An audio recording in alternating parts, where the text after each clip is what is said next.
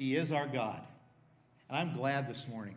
I really am, because sometimes I don't always feel like I'm in connection with Him. And He's always there.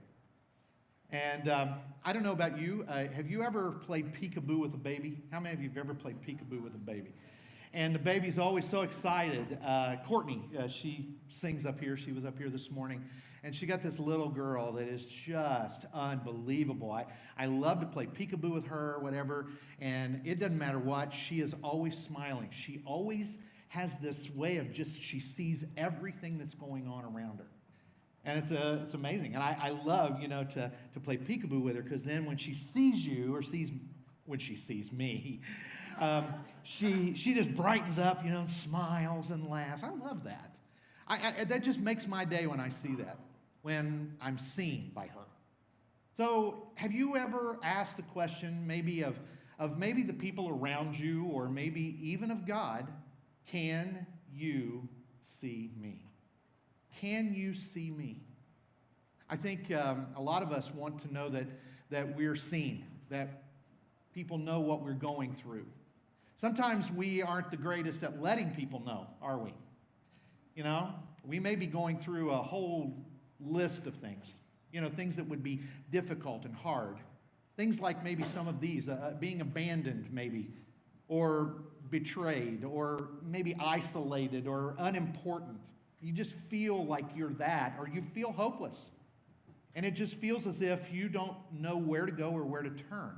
And a lot of us, we hide this well. But if we were all honest, if everyone in this room was honest, and everyone that's listening would be in watching today, if you were honest about this, you know that we've all experienced this. Some of us maybe even have experienced it as early as even today.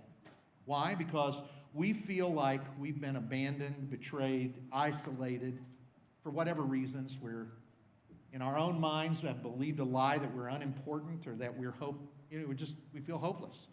And it's as if we think no one sees us. And around here, we talk about this, that when you go through things like this, and you're going through times, and let's just admit it, we all find ourselves there from time to time. And we've talked about it, that on your journey of following Jesus, sometimes you find yourself in a wilderness. A wilderness is where you feel like maybe God is distant, that He doesn't see what's going on, or He doesn't know what's happening in our lives. And sometimes that wilderness may be because of circumstances or situations that we find ourselves in, but we find ourselves in a wilderness. It's those times when it feels like nothing will quench the desire in your heart, the thirst you have to experience God, or experience just community with other people, or if someone would just notice you or see who you are. And it just feels as if you're never going to find relief from it. And it feels like you're aimlessly kind of wandering, trying to find the answer to the situation, the solution to what's going on in your life. And you're wondering, how can I get through it? And a lot of times, for people who really experience an onslaught of anxiety or depression at times like this, at times of year like this, that seasonal feel of just, everybody's having a great time with their family, but it doesn't seem like that's a good time for me. Or it may be that right now things are good and everything, and it almost just feels as if you're sustaining yourself, and you're just waiting for the next shoe to drop. What's going to happen to me? What's going to happen? And you may ask the big question. So I want to ask you the question, and I want you to ask this of yourself, all right, today. Does God see me? Okay? Ask Him. In your mind, say that phrase. Does God see me? And, you may have someone close to you that maybe is suffering a little bit more than you are right now. Maybe you're not at all, but you have people around you. It may be that person that is in the cubicle beside you at work. It could be the person that you're in a class with, or that you are living next door to. It could be somebody in your family. It could even be your spouse or one of your children. And you're seeing them go through it. You may be going through it, they may be going through it, but they maybe are asking the same question. Does God see me? And you may remember verses in Scripture Ones that kind of come to your mind. I always think of two in particular that I have always thought of when I think of God being able to see me, and if he sees me or if he's noticing what's going on in the world. And, obviously it's like for some of us, it makes us question our faith from time to time because we see the things that are happening in the world that seem so bad and so difficult and hard. And we wonder, does God even see what's going on? Is he aware of it?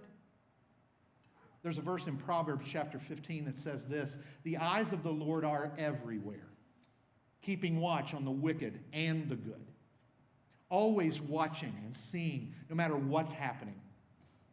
But given the fact that God is a sovereign God, God within his control of everything, also has given us free will and choice to be able to decide and to choose the things that we do. And many people take advantage of that choice to misrepresent God by the way they treat other people or the way that they interact with other people. And so that's when we see so much failure and we see hate and disgust going on among people, and they treat each other so badly, which we have recently seen, obviously, in the news.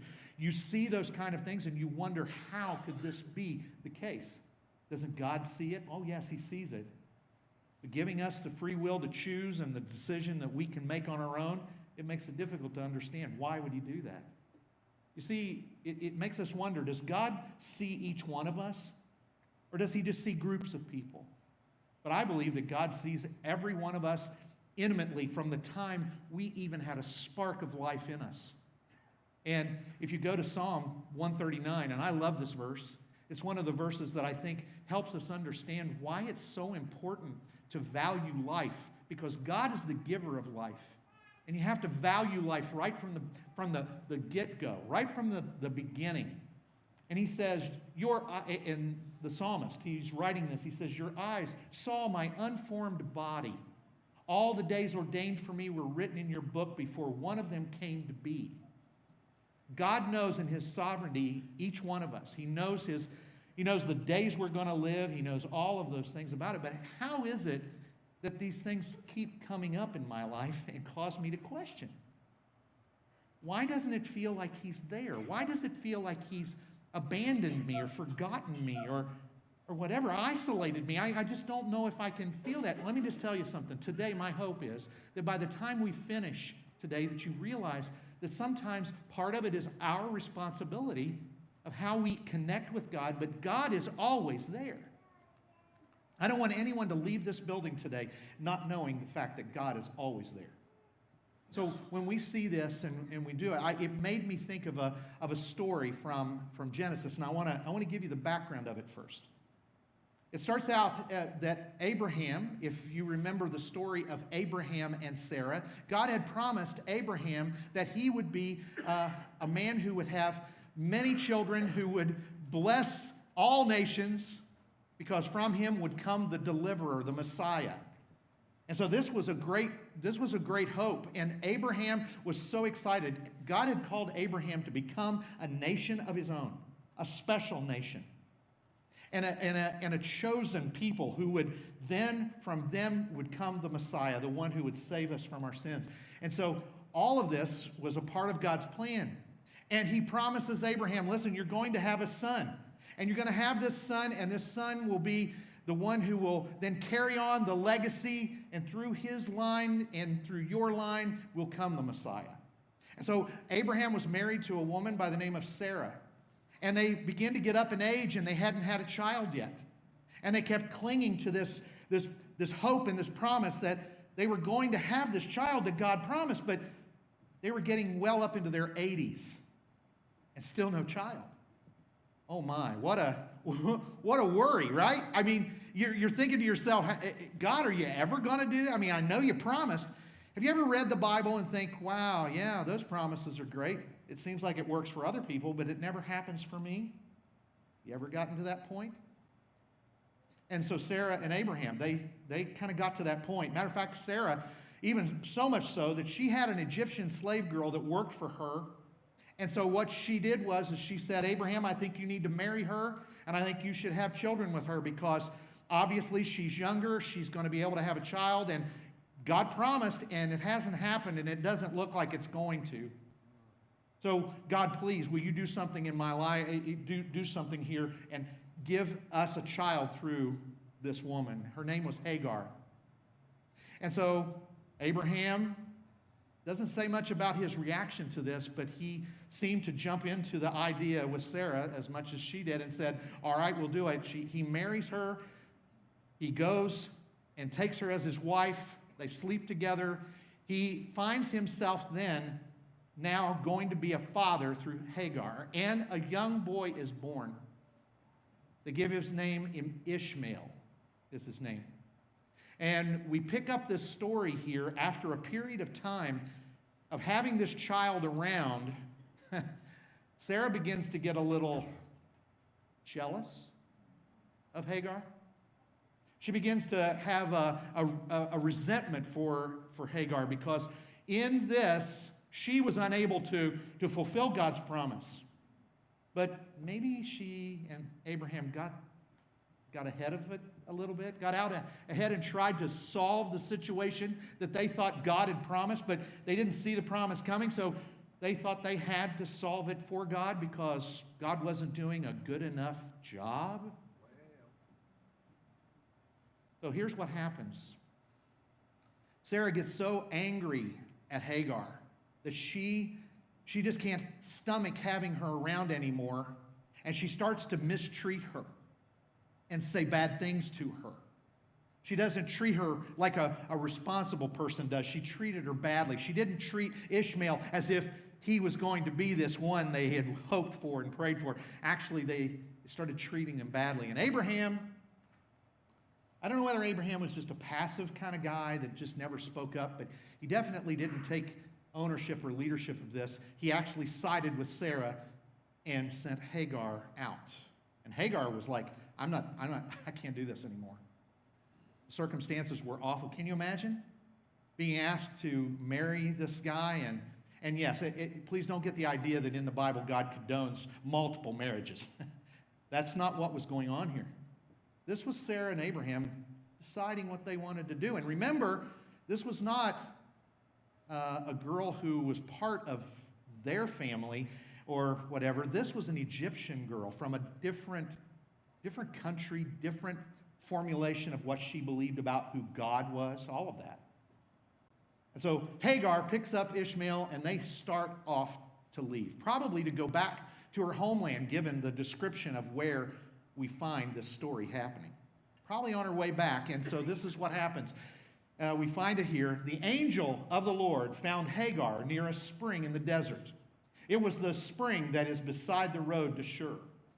And he said, Hagar, slave of Sarah, where have I come from? Where have you come from? Sorry, where have you come from, and where are you going? Stops her right where she is, out in the middle of the wilderness. And she's looking for a place to find water, whatever, she's looking for this. But the angel of the Lord found Hagar. And a lot of times in the Old Testament, when you see this phrase, you see it in two different versions. The angel of the Lord, an angel of the Lord. And many times when it says an angel of the Lord, it is many times speaking of a literal angel that appeared to the person or manifested themselves to a person. But in this case where it says the angel, the Hebrew has a way when it's translated, it gives it this more of a personal kind of such. And it's what we would call a theophany or a Christophany. And you see these. Now, say this with me. Theophany or Christophany. Okay, both of these are important to understand because in the Old Testament, we see many of the Old Testament characters that we read about, the people of history that are there, they had theophanies. God presented himself in a manifestation where they could actually talk with him, even in one case, wrestle with him. They get to see him done, in different forms, even in like thunder and a cloud and fire, a burning bush. All of these things where God was revealed. But many times the passage would allude to the fact that this was someone with much greater connection to the human side of this, And it was a Christophany, meaning that it wasn't just God who was manifesting himself, like God the Father. It was Christ who was really there in the moment. And so many people will say that in this passage with Hagar, that it was this manifestation of God as Christ coming to be there for her and to catch her in this wilderness and to speak to her and to encounter what she was going through. And so she had a lot going on in her life. I mean, it was tough. And so she speaks back to the angel of the Lord. And she says this, I'm running away from my mistress Sarah. I'm running away. Can I just put this statement up here and see if anybody identifies with this? Running away never solves anything. Isn't it funny how you have something bad in your life and you think, good grief, how am I going to get through this? How will I ever do this? And then we try to run away from it and just, sweep it under the rug, or we do these things, and it continues to get worse. It festers, gets infected in our mind and our heart. And then what happens? It just gets worse and worse and worse. And we try to run away. Matter of fact, we really have a situation now where many people the only way we've learned to deal with our issues or our problems is by using a keyboard or our thumbs, maybe. And that's how we confront issues, is we just put it out there and let people know how we feel about it, and we don't really care, We don't work on the relationship side of things. We don't think about how we can make it through. We don't have anything that we go to. We forget that we have an incredible opportunity to go to God and to see him manifest himself in a way to us that we wouldn't have seen before. Matter of fact, the idea would be to run to Jesus when you feel the need to run away from your circumstances. Instead of running away and running away from everything about it, we should run to the one who actually can be the strength we need in the circumstance or situation. Hagar found herself running away because she had no real connection to God at that moment. Being an Egyptian, she probably had many small g gods that she worshiped, and so you can imagine what that would be like for her. So we go back to the story, and this is what we find. Then the angel of the Lord told her, go back to your mistress and submit to her. The angel added, I will increase your descendants so much that they will be too numerous to count. And she goes on and describes, Ishmael will become a nation himself. Now, if you're much of a history buff and you can trace history, you know that the people of Ishmael account for what we now know as the Arab nations in our world. And a very vivid description of what those people are like and what they will do. But they will grow and be numerous, too numerous to count. And it's true. Thousands, millions, right? Billions of those. The recent census told us, or the estimation of the world's population is 8 billion people now. I remember when we crossed the 7 billion mark. That seemed like not all that long ago. I mean, do these people know what's causing this? So as the world has grown, think about the numbers of people. Think about the numbers of people that have grown from this. And this was this statement, this promise that Hagar was here in the wilderness. And this is what she then finally, ultimately, after the angel of the Lord, which I believe is God present to her, says to her. He says, or she said this, she gave him the name to the Lord. She gave this name to the Lord, who spoke to her, you are the God who sees me. This is amazing. She actually acknowledges this is one God now. Someone who came from a background of multiple gods in her life, she now finally says, you're the God who sees me. You saw me for my situation and my circumstances. You didn't run away from it. Matter of fact, the word God that she uses here kind of indicates the fact that she didn't know to call him Yahweh. She didn't know to make him the one true God, but she did give him this elevated name of El. And in mentioning it, she gives him this. And so she said, I have now seen the one who sees me. And this one, this idea of one, you begin to see it develop. Matter of fact, it even goes further. That is why the well was called Bir Lahai Roi. It is still, and it's still there between Kadesh and Bered. Both of these places, all of this is still there. It says when this was written, it was still there, but even now, archaeologists have been able to find and know that these all existed. But this idea of what this name is where we get the name for God, all right? Roi, he sees. And she tags the name, you are the God, the one who sees, which means it was El Roi. Sometimes it's pronounced El Roy. In the idea, I like to make sure that we don't get that confused with some cartoon character from years ago. Okay? It's El Roi. Say it with me. El Roi. This is the name in which we're seeing today. It's the God who sees. He's the God who sees. He saw everything that had gone on in Hagar's life. Even the missteps of Abraham and Sarah. And we know that God did not give up on Abraham and Sarah. They still were blessed to have the child that was promised, Isaac, and they were much older than their mid-80s. God said, you're not quite mature enough to have children.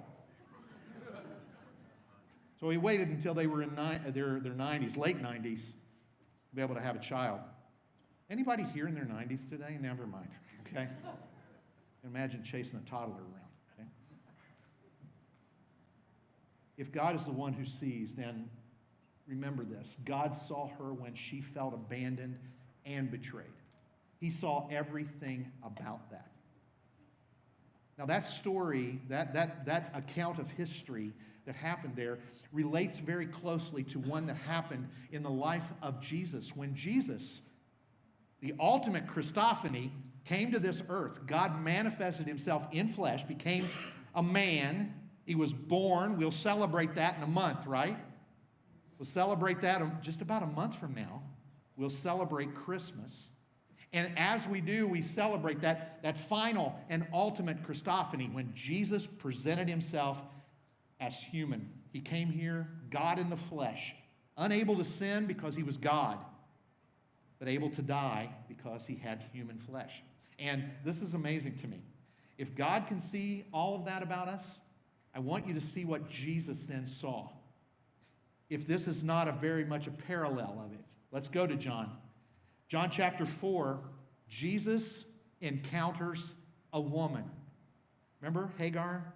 Ladies, can I take just a minute here and just say to you, in a world sometimes when people mistreat others, and in our culture and our society, and it just seems to happen over and over again, if Christ followers would really get an understanding of what it means to treat each other with the love of Christ, then I don't believe there would ever be mistreatment of women or men. There wouldn't be gender issues.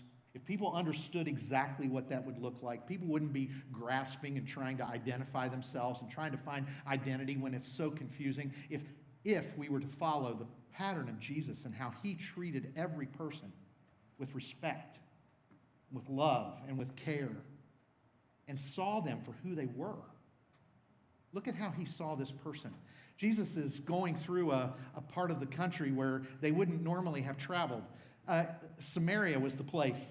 Samaria was rough. It would have been crazy for them to go there. But look at this. And many of us probably are familiar with this story. You know, it's known as the woman at the well. But Jesus didn't have to go through Samaria. Matter of fact, his disciples tried to talk him out of it. But he knew. Why? Because he knew there'd be a woman at this well at that time. Why? Because he saw her. And her circumstances and situation was pretty bad because she had found herself in multiple relationships and even now currently living with a man. And this is what happens. The woman comes to him and she sees, and Jesus starts to interact with her and asks for water to drink and all of this, and starts to interact with her in a way that men were not supposed to do that with someone from, even a Jew was not supposed to do with someone from Samaria, let alone a woman.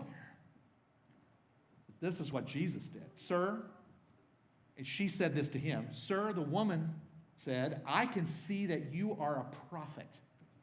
When she saw everything that he had said, he started talking to her and giving her this background of her life, telling her that he knew all about her past relationships and her failures and things she had done and how bad her past was. Realized it. And this is what was stated. I can see that you're a prophet. Our ancestors worshiped on this mountain right here, where we are. I mean, you're speaking of things that will happen here.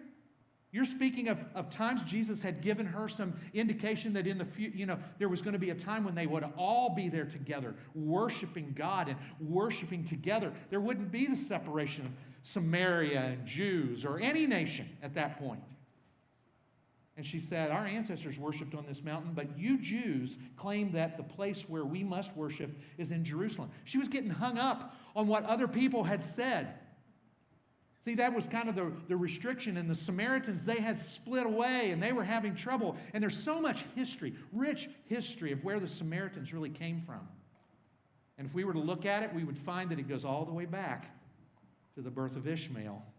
And we find that line and how it started to work. And so that story we read about before where God saw Hagar even affects this story where Jesus is there seeing this woman at the well. We don't know her name. We never heard her name, but he saw her. And even it goes on, and Jesus then looked at her and says, Woman, believe me, a time is coming when you will worship the Father, neither on this mountain nor in Jerusalem. Coming a time when you're going to have this. And then he explains to her.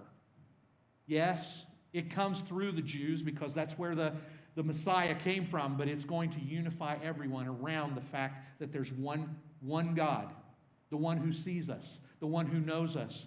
We're going to worship him together. And it won't matter the location. It won't matter where we are. It'll happen wherever people are present. God will be worshiped. And the woman said, I know that Messiah called Christ is coming. When he comes, he will explain everything to us. And then Jesus makes it clear. He says to her, I, the one speaking to you, I am he. I'm the one. I'm the Messiah that you're talking about. I'm the one who's going to unify everybody. I'm going to be the one. I see the need. I see what's going on, and I'm going to meet that need. And then this is how it continues to develop, and you listen to her state this. In the next verses, it says, then leaving her water jar, she was there to get water, and she had come at a time of day when no one was there. It was just her. Why? Because she didn't want to be made fun of. She didn't want to be, parent shamed. She didn't want to be shamed for who she was or what she had done. She didn't want to be around those other people who were pointing the finger at them. She came that time, and that's when Jesus shows up. He saw her no matter what, and he reached out to her, and he made sure she knew that he cared. It's an amazing thing. All of this happening. Then leaving her water jar, the woman went back to the town and said to the people, and if I can, kind of move the words around a little bit in my own idea, but it says, come see a man who told me everything I ever did. I kind of like the idea. Come and see this guy. He knows, he's seen everything I've done. He's seen me. He knows me. He showed up here.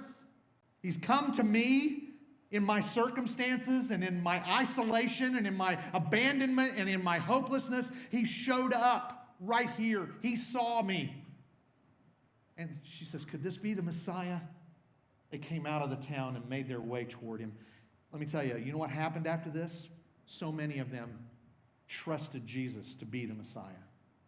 Many of these ones that people had abandoned, given up on, the Samaritans, and it amazed the disciples. It blew them away. They knew they were in the presence of the Messiah because of the fact that Jesus had reached out to them, and so many, their lives have been changed. Here's what happens. We find ourselves in circumstances and situations where our perception, we think something, is happening, and it's quite different than what it really is. My perception can be that God is disconnected or has forgotten me and does not care. See, I think this woman would have thought, everything I've done, there's no way. Hagar, what does she do? She ran away from her problems. She did everything she could, and that's exactly the woman at the well. She avoided and ran away from being confronted with her circumstances and her situation, but Jesus saw her. God saw Hagar in both of those. He was El Roi, the God who sees, and he was there in the midst of all of it. But really, if our perception is this, the reality is that God sees me and knows my circumstances and is there to get me through. And not even just to get me through, but to transform me, to change me, to grow me, and to bring me through situations, circumstances, to give me hope. I'll just tell you this. Many times we let the voices of other people tell us what we ought to think about ourselves. And I want to tell you, God doesn't look at us the same way other people look at us. Other people they're jaded by their situation and their circumstances and the problems and things that they're going through. And so know this, that when God sees you, he sees your heart. He sees the real person. He knows the feelings and the emotions. He knows the things that are difficult for you.